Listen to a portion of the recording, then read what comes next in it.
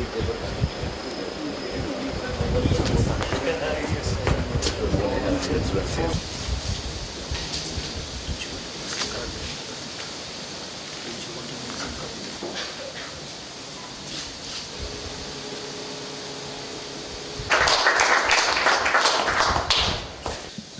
commander and the CEO have said, in fact, what is needed to be said.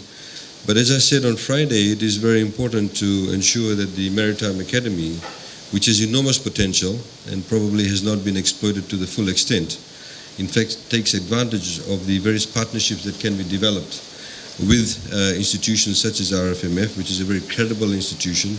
has got international standing, and by association, by formalizing the association, the Maritime Academy in itself benefits from that reputation that precedes the RFMF and indeed the Fijian Navy. So what this will do overall, as we have seen, there's already a lot of interest within the region, even with from some of the other industrialized countries, that this Maritime Academy, by developing the right partnerships, by having quality, by having standards, by ensuring that there is transparency in the processes, whether it's the appointment of or selection of students, appointment of staff, and in the courses that are being developed that must adhere to IMO standards, the international standards, we'll be able to put the Maritime Academy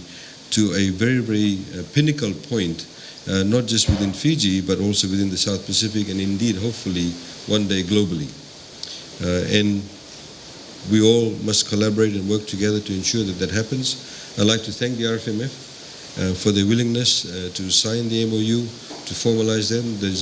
formalize the agreement. There's obviously a lot that the Academy can learn from the RFMF, and hopefully the Academy can pass on some of its expertise that exists within the Academy, but also with the partner, CNEC, that has got